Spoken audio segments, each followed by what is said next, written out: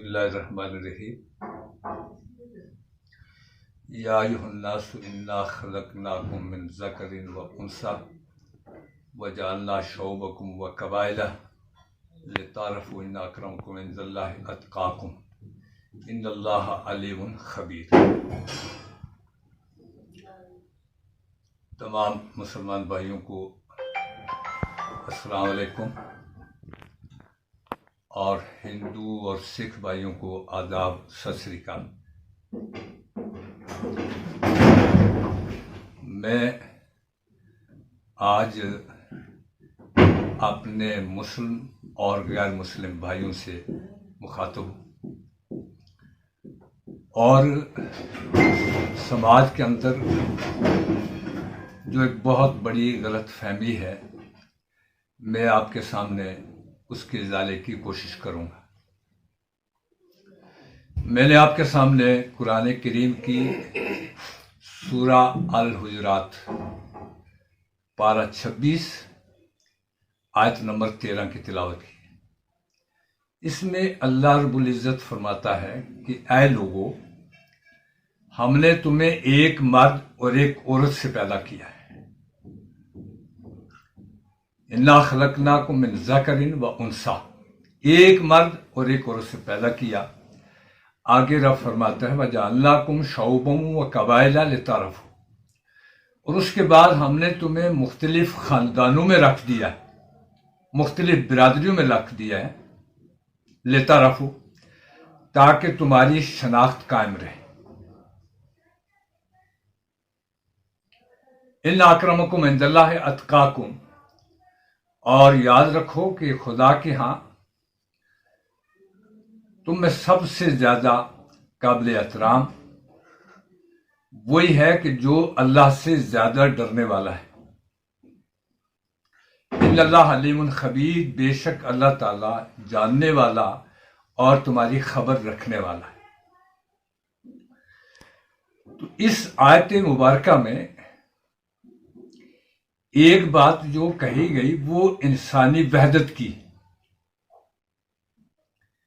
کہ تمہیں ایک مرد اور ایک عورت سے پیدا کیا ہے۔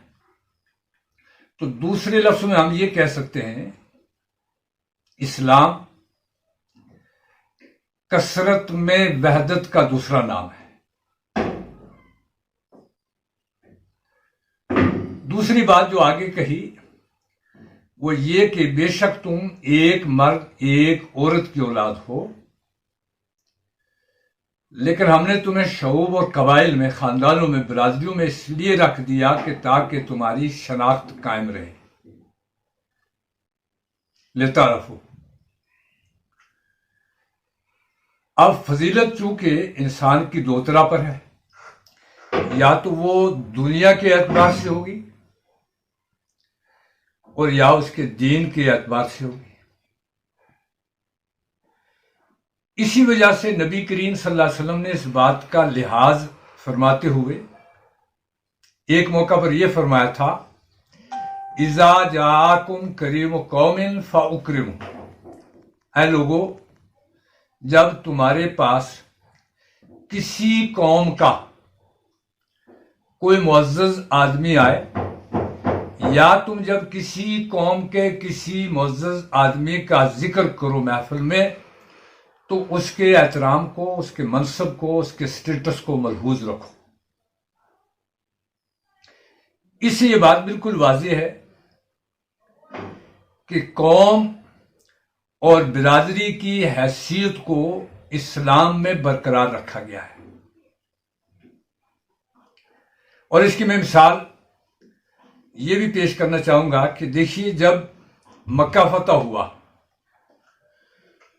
تو رسول کریم صلی اللہ علیہ وسلم کے ساتھ جو صحابہ تھے، ان میں سے ہر ایک برادری کے ایک سنجیدہ آدمی کو اس کی برادری کے لوگوں کے سامنے اسلام کا پرچم دے کر کے آگے کیا گیا تھا، اور پھر اس کے پیچھے اس کی برادری کی ایک ٹولی تھی، ایک جماعت تھی۔ تو اس طرح سے ہر برادری کا ایک علمبردار تھا، اس کے پیچھے اس کے برادری کے لوگ تھے، اور اس طرح سے صحابہ کرام کا یہ عظیم الشان لشکر فاتحانہ طور پر مکہ میں داخل ہوا، جس کی تفصیل کی یہاں گنجائش نہیں ہے۔ مجھے صرف یہ بتانا ہے کہ وہاں قبائل اور برادری کا تصور موجود تھا، اور آپ دیکھیے کہ رسول کریم صلی اللہ علیہ وسلم کی موجودگی میں اور آج تک بھی ہے مختلف قبائل تھے۔ یہ بنو قریش ہے، بنو ہاشم ہے، بنو سعد ہے، ہاں جی، اس طرح سے دیگر قبائل تھے۔ تو کہیں بھی ایک حدیث ایسی میری معلومات کے مطابق نہیں ملتی کہ رسول اللہ صلی اللہ علیہ وسلم نے یہ فرمایا ہو کہ یہ قبیلے اور خاندان کی باتیں دفن کر دو، ان کے اسلام میں کوئی گنجائش نہیں۔ ایسی کوئی ایک حدیث بھی کم از کم میں کہوں گا میرے علم میں نہیں آئی۔ البتہ ایک بات جس سے غلط فہمی ہوتی ہے، اور ہمارے زیادہ تر لوگ اس غلط فہمی میں مبتلا ہیں، کہتے ہیں بھئی برادری کی بات مت کرو، یا جو کرتے ہیں وہ دوسرے رنگ سے کرتے ہیں۔ اب دیکھیے کہ رسول اللہ صلی اللہ علیہ وسلم نے جہاں اللہ کے بندوں کو اللہ کا پیغام دیا، اور اس پیغام کے دینے میں، پیغام رسانی کے نتیجے میں آپ نے بڑی واضح طور پر فرمایا قرآن کریم میں کہ لوگوں، جس آیت کا ترجمہ یہ ہے کہ میں تم سے کوئی مالی اجر نہیں چاہتا اس پر، بلکہ آپ نے فرمایا الا المودۃ ذوی القربہ، ہاں جو ایک رشتہ داری کی محبت ہے، رشتہ داری کا جو تعلق ہے، کم از کم اس کو تو آپ قائم رکھو۔ اور بعض مفسرین نے لکھا کہ اس سے آپ نے اہل بیت کی، اپنے اہل بیت اطہار کی محبت کی بات کہی ہے۔ میں اس کی تفصیل میں نہیں جاؤں گا۔ اب دیکھیے جس ملک میں ہم رہ رہے ہیں، اس کے قانون کے مطابق بہت پہلے کچھ قوموں کو، کچھ برادریوں کو پسماندگی سے اوپر اٹھانے کے لیے، ان کی فلاح و فوز کے لیے اس وقت کی سرکاروں نے، حکومتوں نے ان کے لیے ریزرویشن کوٹا رکھا، ان کو کچھ مالی مراحت دی، امپلائمنٹ میں بھی مراحت دی، جو آج تک بھی چل رہی ہیں، اور ان کا مقصد یہ ہے کہ ان لوگوں کی زندگی کے اندر بہتری لائی جائے، تو یہ بھی سماج میں ان لوگوں کے برابر آئیں جو اپنے آپ کو اونچے طبقے کے لوگ کہتے ہیں، ان کے بچے بھی پڑھیں، ان کی بھی مالی حالت درست ہو، اور یہ بھی خوشحالی کی زندگی جئیں۔ اس کے تحت ہمارے یہاں ملک میں بڑے میں مختصر آپ سے یاد کروں گا، ایس سی اور ایس ٹی دو ریزرو کوٹے رکھے، ان کو مراحت دی گئی، آج بھی حکومت دے رہی ہے، یہ کوئی بری بات نہیں، تاکہ یہ بھی سماج کے اندر خوشحالی کی زندگی بسر کر سکے۔ لیکن بدقسمتی سے ہمارے ہاں ہوتا یہ ہے کہ جب الیکشن کا دور آتا ہے تو ایس ٹی والا پورا، میں کہوں گا کہ 5 cc کا انجیکشن لگا دیتا ہے برادری کا، بھائی دیکھو میں ایس ٹی کا ہوں، آپ ایس ٹی کے لوگ ہیں، مجھے سپورٹ کرو، مجھے ووٹ دو۔ نان ایس ٹی کا آتا ہے، وہ ان کو 5 cc کا انجیکشن لگاتا ہے کہ صاحب میں نان ایس ٹی ہوں، آپ مجھے ووٹ دو، آپ کے ووٹ کا مستحق میں ہوں۔ لیکن جب ان کے حقوق کی، ان کے رائٹس کی بات آتی ہے تو اس وقت کہا جاتا ہے نہیں بھائی یہ بات مت کرو، یہ سیکولرزم کے خلاف۔ عجیب منطق ہے صاحب، جب آپ کو ووٹ لینے ہوں اس وقت برادری کا، خاندان کا، کنبے کا انجیکشن لگتا ہے اور بھرپور آپ لگاتے ہیں، لیکن جب انہی غریب لوگوں کے حقوق کی بات آتی ہے اس وقت آپ کو برادری بھول کر کے سیکولرزم یاد آ جاتا ہے. یہ کون سی منطق ہے؟ دیکھیے ایس ٹی کے لیے گورنمنٹ اسکالرشپ دے رہی ہے، نان ایس ٹی کو بھی ملتا ہے. کس لیے؟ کہ ان کی حالت بہتر کرنے کے لیے. امپلائمنٹ میں بھی ایک کوٹا رکھا ہے، پروموشن میں کوٹا ہے. اور اب تو میں سن رہا ہوں کہ موجودہ سرکار ایس ٹی کے لیے 7 سیٹیں ریزرو کر رہی ہے ایم ایل اے کے لیے. میں اس کی مخالفت نہیں کرتا ہوں، ان کا اگر حق ہے تو ملنا چاہیے. تو وہ لوگ جو ایس ٹی کے بنیادی حقوق کی بات کرنے میں شرم محسوس کرتے ہیں،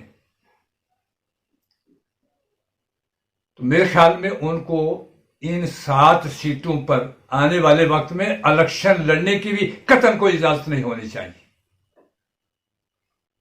اگر آپ اپنے آپ کو ان سیٹوں پر الیکشن لڑنے کا مستحق سمجھتے ہیں تو آپ کو ان لوگوں کے حقوق کی بات بھی کرنی ہوگی، ان کے تحفظ کی بات بھی کرنی ہوگی، ان کے حقوق کے تحفظ کی بات بھی کرنی ہوگی. تو یہ ایک دوگلی پالیسی ہے جو کم از کم ہر باشعور انسان کے لیے ناقابل قبول ہے. اب دیکھیے اگر ایس ٹی کا مرکزی گورنمنٹ کوئی مخصوص فنڈ بھیجتی ہے تو صاحب اس فنڈ کو جنرل ڈیولپمنٹ میں کیوں استعمال کیا جاتا ہے؟ اس فنڈ کو کسی پل کی تعمیر میں کیوں لگایا جاتا ہے؟ اس فنڈ کو کسی سڑک کی تعمیر میں کیوں لگایا جاتا ہے؟ اور اس فنڈ کو کسی واٹر سپلائی ٹینک میں کیوں لگایا جاتا ہے؟ بلکہ اس کا صحیح مصرف تو وہ ہے کہ وہ پیسہ جو ایس ٹی کے لیے مرکزی سرکار یا ریاستی سرکار دے رہی ہے وہ تو وہاں پر لگنا چاہیے کہ اگر کسی ایس ٹی وائی کی بچی کی شادی ہونی ہے اور وہ غریب ہے، اس فنڈ میں سے وہ پیسہ تو اس بچی کی شادی میں دینا چاہیے. اگر میرے کسی گجر بھائی کا مکان نہیں ہے تو ایس ٹی کے اس ریزرو فنڈ سے تو اس کا مکان بنا کر کے اس کو دیا جانا چاہیے. اور کہ کوئی آدمی اگر غریب ہے، ہم لوگوں کی بڑی مختصر سی کاشتکاری کا سلسلہ ہے یا مال مویشی کا ہے، تو اس غریب گجر بھائی کو چند بھیڑ بکریاں لے کر کے دے دی جائیں، اس کا ایک روزگار بنے. تو اگر اس پیسے کو جنرل ڈیولپمنٹ کے کسی کھاتے میں لگاتے ہیں تو یہ بات قابل قبول نہیں ہے، کسی صورت میں بھی کسی باشعور انسان کے لیے قابل قبول نہیں ہے. اب دیکھیے آپ کہ ہمارے نان ایس ٹی یا پہاڑی طبقہ کے لوگ پچھلے چند سالوں سے کوشش کر رہے ہیں کہ صاحب ہمیں بھی ایس ٹی کا درجہ دیا جائے. میں انہیں سے پوچھنا چاہتا ہوں، اگر سرکار آپ کو یہ ایس ٹی کا درجہ دے دے، کل کیا یہ فنڈ اور یہ پیسہ آپ کسی جنرل ڈیولپمنٹ میں لگائیں گے؟ قطعاً نہیں لگائیں گے.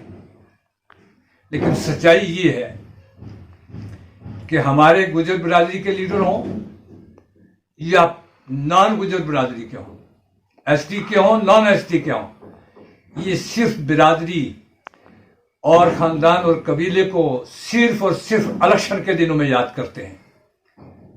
لیکن جب ان کے حقوق کی بات ہوتی ہے، ان کی مدد کی بات ہوتی ہے، اس وقت میں وہ بات کرنے میں ان کو منہ میں ملائی جم جاتی ہے اور یہ بات کرنے میں شرم محسوس کرتے ہیں. اس وقت یہ بات سیکولرزم کی کرتے ہیں. بڑی عجیب منطق ہے اور یہ منطق قابل مذمت ہے. اس لیے میں آپ کے میڈیا کے حوالے سے یہ بات کہنا چاہوں گا کہ اس غلط فہمی کو دور کیا جائے. اسلام کے اندر برادری، کنبہ، یہ چیزیں موجود ہیں. جس طرح سے میں نے سورہ الحجرات کی آیت آپ کے سامنے پڑھی، میں پھر دوہرا دوں کہ یا ایھا الناس انا خلقناکم من ذکر و انثی وجعلنا شعوبکم وقبائل لتعارفوا ان اکرمکم عند اللہ اتقاکم ان اللہ علیم خبیر. کہ اے لوگو، ہم نے تمہیں ایک مرد ایک عورت سے پیدا کر کے مختلف کنبوں اور مختلف برادریوں میں رکھا ہے، لتعارفوا، تاکہ تمہاری شناخت قائم رہے. تو میں ان سیکولرزم کے پجاریوں سے یہ پوچھنا چاہتا ہوں کہ آپ میں یہ ہمت ہے کہ کسی خاندان اور برادری کی شناخت کو آپ مٹا دیں؟ آپ ایک غلط راستے پر جا رہے ہیں. اگر کسی کنبہ اور برادری کی شناخت آپ کے لیے ناقابل قبول ہے، ناقابل برداشت ہے، تو یاد رکھیں مستقبل قریب میں آپ اپنی شناخت بھی کھو جائیں گے، آپ کی اپنی شناخت مٹ جائے گی. تو وہ لوگ جو دوسرے کسی کنبہ اور برادری کے شناخت کو، اس کی پہچان کو، ان کے حقوق کو پامال کرنے کی کوشش کرتے ہیں، میں ان کو وارن کرنا چاہتا ہوں کہ مستقبل قریب میں اگر آپ باز نہ آئے تو آپ کی اپنی شناخت مٹ جائے گی. نہ کھرچ کھر کر مٹاؤ ان نشانوں کو، نہ کھرچ کر مٹاؤ ان نشانوں کو، شاید ہمارے نام سے تمہارا نام چلے. جشن بہاراں تو مناؤ اس طرح کہ کسی کے چراغ کی لو سے کسی کا گھر نہ جلے. آپ سیاست کیجئے، آپ کا حق ہے، لیکن یہ حق اتنا بڑا بھی نہیں ہے کہ آپ کسی قبیلہ، کسی خاندان اور کسی کنبہ کے مخصوص فنڈ کو خود بخود کریں، اس کو خود برد کر دیں. یہ آپ کو قطعاً کوئی حق نہیں ہے. بلکہ میں تو یہ کہتا ہوں کہ آج کے دور کے پڑھے لکھے نوجوان سامنے آئے، اپنے پہاڑی لیڈروں سے آنے والے الیکشن سے پہلے پوچھیں کہ صاحب پچھلے 50 سالوں میں آپ نے پہاڑی طبقے کے لیے کیا کیا ہے، اس کی ترقی کے لیے کیا کیا ہے. صرف ووٹ لیتے رہے. اور اسی طرح سے ہمارے ایس ٹی کے نوجوان بھی اپنے لیڈروں سے پوچھیں کہ بھائی ہم تو آپ کو ووٹ دے رہے ہیں، وہ عزت کی کرسی تک پہنچا رہے ہیں، لیکن آپ نے ہمارے حقوق کا کیا کیا؟ کیا وہ جو ہمارے لیے فنڈ آتا ہے ہماری فلاح بہبود کے لیے، اس کا آپ صحیح استعمال کر رہے ہیں؟ اور ان کو گلے سے پکڑ کر جھنجھوڑ کر کے کہیں کہ آئندہ اگر ہمارے وہ حقوق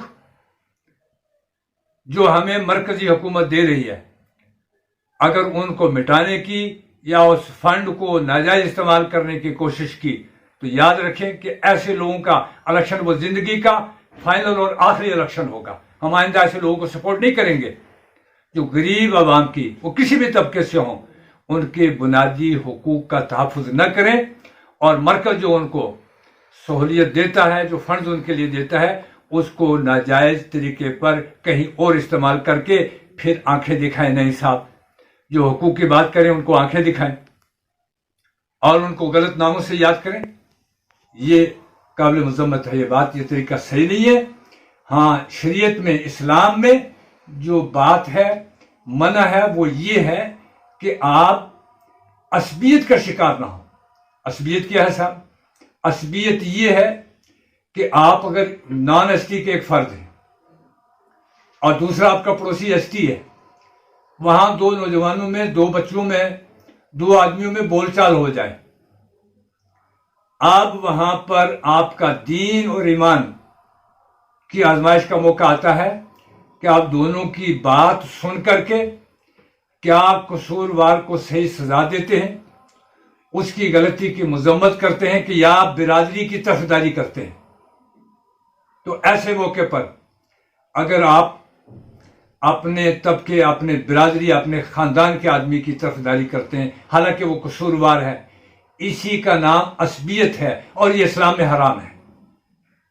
اب آپ نے وہاں برادری کو نہیں دیکھنا ہے، وہاں آپ نے عدل کو قائم کرنا ہے. اور یہ دیکھنا ہے کہ غلطی کس کی ہے. جس کی غلطی ہے اس کی مذمت آپ نے کرنی ہے اور آئندہ کے لیے اس کو باز رہنے کی ہدایت کرنی ہے. یہ اسلام ہے. باقی یہ کوئی اسلام نہیں ہے کہ صاحب آپ برادری کا نام نہ لیں.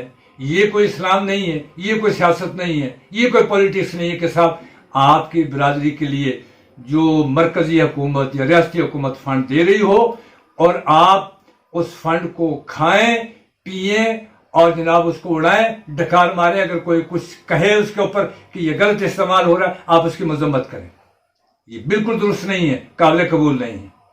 تو آپ اس بات کو ذہن میں رکھیں کہ حکومت کی طرف سے جس خاندان جس برادری کے لیے جو سہولیات آتی ہیں، جو پیسہ آتا ہے، میرا ماننا یہ ہے، میں نان ایس ٹی آدمی ہوں لیکن اس سے پہلے میں انسان ہوں اور میں ایک مسلمان ہوں.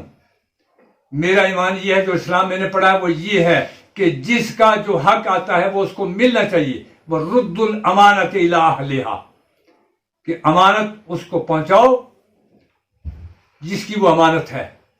اور رسول اللہ صلی اللہ علیہ وسلم سے صحابہ نے پوچھا، میں آخری بات کہہ رہا ہوں، صحابہ نے پوچھا یا رسول اللہ قیامت کب آئے گی؟ آپ نے یہ نہیں فرمایا کہ لوگ نماز پڑھنا چھوڑ دیں تو سمجھ لو قیامت آ جائے گی. آپ نے یہ نہیں فرمایا کہ لوگ حج نہ کریں تو سمجھ لو قیامت آ جائے گی. لوگ زکوٰۃ دینا بند کر دیں سمجھ لو قیامت آ جائے گی. ایسا نہیں فرمایا، بلکہ آپ نے فرمایا کہ جب کسی غیر اہل کو کوئی بہت بڑا عہدہ سونپ دیا جائے جس کا وہ تحفظ نہ کر سکے، جس میں وہ عدل و انصاف کو قائم نہ رکھ سکے، تو سمجھ لو کہ قیامت تمہارے سر پر کھڑی ہے. اور آپ نے فرمایا اذا سود الامر الی غیر اہل فانتظر الساعہ، کہ جب کسی نائل آدمی کو اتنا بڑا عہدہ دے دیا جائے کہ جہاں لوگوں کے حقوق کے ان کے تحفظ کی بات ہو اور وہ ان کے حقوق کا تحفظ نہ کر سکے، ایسا آدمی کسی بڑے منصب پر فائز ہو جائے تو اللہ کے رسول نے فرمایا کہ بس تم قیامت کا انتظار کرو. تو آپ صلی اللہ علیہ وسلم نے یہ بات بھی فرمائی. صحابہ نے پوچھا کہ یا رسول اللہ صلی اللہ علیہ وسلم حاکم کی یا حکمران کی پہچان کیا ہے؟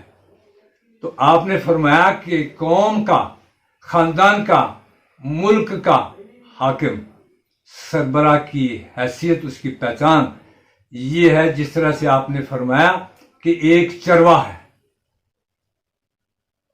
چرواہ سمجھ گئے؟ میرے خیال میں آپ نہیں سمجھ پائیں گے عام آدمی.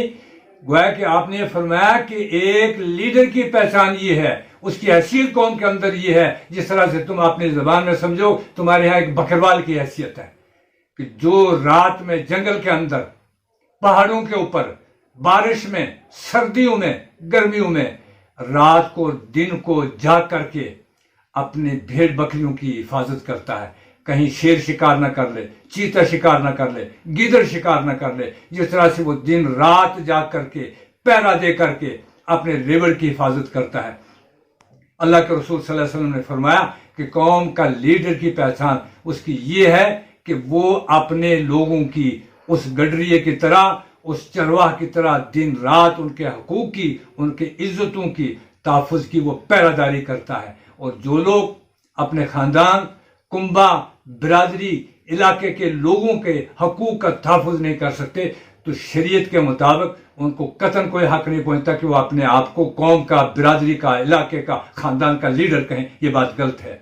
تو میں دوبارہ یہ بات کہنا چاہوں گا کہ جس خاندان اور برادری کے جو بھی حقوق ہیں وہ ان کو ملنا چاہیے اور ان کا تحفظ کرنا چاہیے. لیکن اگر جہاں بیچ میں کوئی لڑائی کی، جھگڑے کی، انصاف کی بات ہو، وہاں عدل اور انصاف کی بات کہو، چاہے آپ کو اپنے باپ کے، اپنے بھائی کے، اپنے کے رشتہ دار کے خلاف بھی کیوں نہ کہنی پڑی. یہ اسلام ہے، یہی سیاست ہے جو میں سمجھا ہوں. شکریہ. جے ہند، جے کشمیر.